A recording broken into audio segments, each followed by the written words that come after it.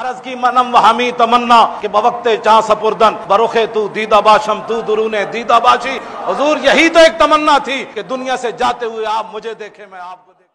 ہمارے آقا و مولا حضور پر نور شافع یوم النشور صلی اللہ تعالیٰ علیہ وآلہ وبارک وسلم، حضور بھی خوش ہوتے ہیں حضور کے دشمنوں سے دشمنی کی جائے۔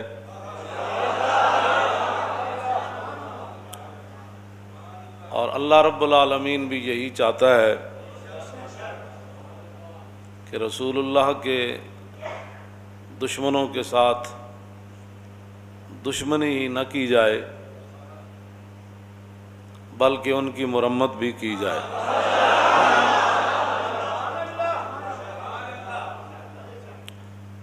مولانا محمد ہاشم ٹھٹوی سندھ کے، ان کی کتاب ہے السیف الجلی علی صاب بن نبی،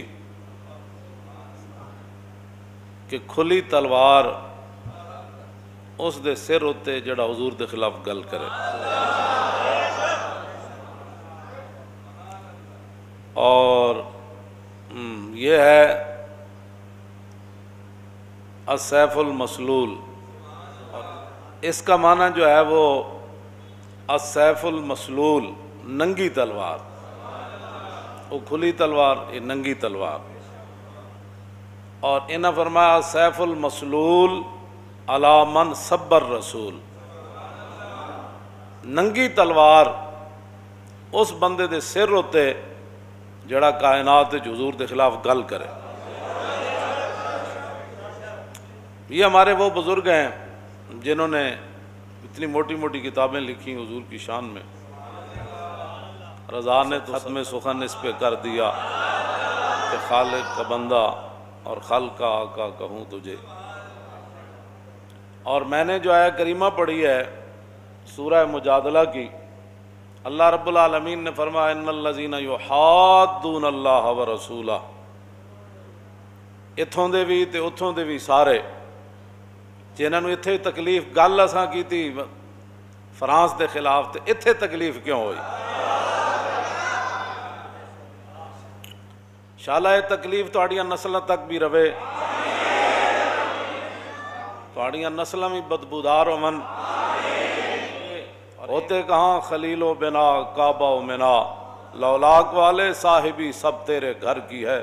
اور مولا علی نے واری تیری نیند پر نماز، اور وہ بھی اثر جو سب سے اعلیٰ خطر کی ہے، بلکہ صدیق غار میں جان ان پہ دے چکے، اور حفظ جان تو جان فروز غرر کی ہے۔ تو نے انہیں جان دی انہیں پھیر دی نماز، پر وہ تو کر چکے تھے جو کرنی بشر کی ہے۔ ثابت ہوا کہ جملہ فرائض فروع ہیں، اصل الاصول بندگی استاجور کی ہے۔ آگ جل رہی ہوئے جس دے بارے اللہ رب العالمین نے فرمایا قلنا یا نار کونی بردم و سلام علی ابراہیم، وہ آگ جل رہی ہوئے تے آگ دے شعلے بلند ہو رہے ہوں، تو پرندے بھی جل جان گزر دیاں، لیکن گرگٹ دور بہ کے نبی دے بغض تے آ کے پھوک مارے، او دی پھوک نال اگ نو کچھ بھی نہیں سی ہونا، لیکن انہیں جناب ابراہیم دے بارے اپنے بغض دا اظہار کیتا۔ اور مولانا جو ہے محمد ہاشم ٹھٹوی رحمۃ اللہ علیہ نے لکھا کہ من ابغض رسول اللہ بقلبہ فہو کافر، فرمایا جڑا کلمہ تو پڑھے لیکن دل وچ حضور دے بارے بغض رکھے، دل وچ گزر جائے حضور دے بارے، تو وہ بھی کھلا کافر ہے۔ زبانی کہنا تو بڑی دور کی بات ہے نا، دل وچ تو کہے نہیں جی بالکل نہیں جی ٹھیک ہے ساری باتیں، ہم بھی عاشق رسول ہیں، لیکن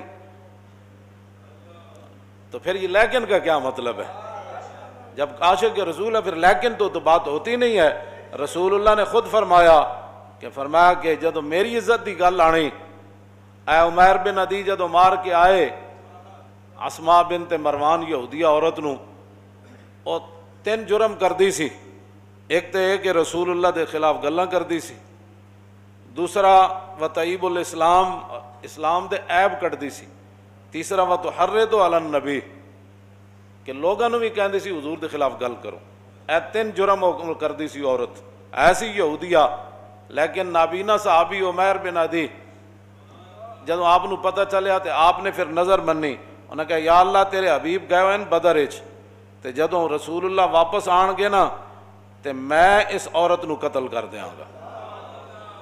اس واسطے جنہاں نو اللہ تعالیٰ نے فرمایا نا ان شر الدواب عند اللہ الصم البکم الذین، فرمایا جانوروں میں سے سب سے بدترین جانور وہ ہیں وہ کافر۔ ہاں یہ تو کہتے ہیں نا انسانیت کی بات کرو، میں نے کہا تھا یہ تو قرآن کہتا ہے، یہ سورہ انفال انہوں نے نصاب سے نکالی اس لیے تھی کہ اللہ رب العالمین نے فرمایا ان شر الدواب عند اللہ الصم البکم الذین لا یعقلون، فرمایا میرے حبیب سارے جانور کائنات تھے انہاں تو بدترین جانور ہوئے کہ جڑا اللہ رسول دی گل سنے نہیں۔ ہاں ان شر الدواب الصم البکم، تے بہرے بھی ہیں تے نال گنگے بھی ہیں تے نال انہاں دے دماغ بھی گندن، انہاں دی سوچ ہی گندی ہو گئی۔ وَلَوْ عَلِمَ اللَّهُ فِيهِمْ خَيْرَ اللَّهُ أَسْمَعَهُمْ إِنَّكَ لَا تُسْمِعُ الْمَوْتَىٰ ہے نا، اللہ نے قرآن میں فرمایا میرے حبیب تسی مردے نو نہیں سنا سکتے۔ بعض لوگوں نے یہ ایت چک کے تے انبیاء اور رسولاں دے بارے تے اور اولیاء دے بارے چک کے لے گئے کہ جی بندہ مر جائے تے تسی مردے نو نہیں سنا سکتے، مردے تو مراد ہے کافرن چلتے پھردے مردے جڑے۔ آگے اللہ نے کیا فرمایا، وہ اس آیت کو یہ پھر تب سمجھ آئے گی۔ اللہ نے فرمایا وَلَوْ عَلِمَ اللَّهُ فِيهِمْ خَيْرَ اللَّهُ أَسْمَعَهُمْ وَلَوْ أَسْمَعَهُمْ لَتَوَلَّوْا وَهُمْ مُعْرِضُونَ۔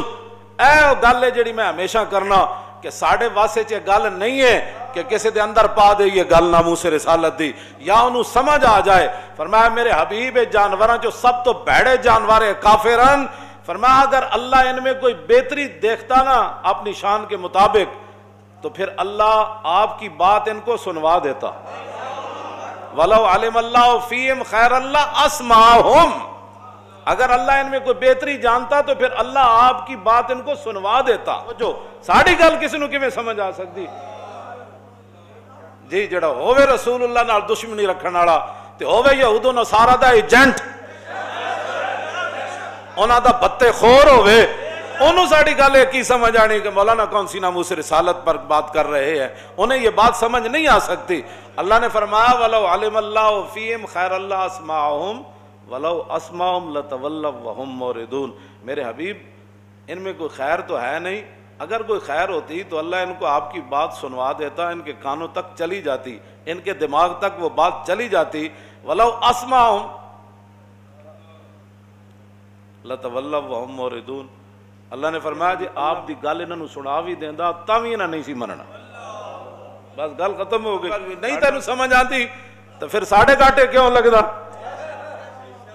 جے نہیں سمجھ آندی تو پھر تانوں وہ تو سمجھ آ گئی، یہود و نصارہ دیاں گلاں تانوں سمجھ آ جاندیاں، گستاخان رسول دیاں آ جاندیاں، گستاخان صحابہ دیاں آ جاندیاں، اور ختم نبوت منکرین دیاں گلاں تانوں سمجھ آندیاں، انہاں نال تسی کھڑ کے فوٹو بھی چھکاندے ہو اتھے تو تانوں سب کچھ سمجھ آ جاندہ۔ تے اللہ فرمایا میرے حبیب جی تے سن بھی لیندے تاں بھی نہ نہیں سی مننا۔ منوانا ساڑا کام کوئی نہیں، منوانا ساڑا کام کوئی نہیں، سمجھ آ جائے تے مغلاں دے کتے نو بھی آ جائے، جے نہ آ جائے تے کلمہ پڑھ کے بھی نہ آوے اور اس ملک وچ بھی نہ آوے جڑا ملک بڑے ہی حضور دے نہ ہوتے ہو۔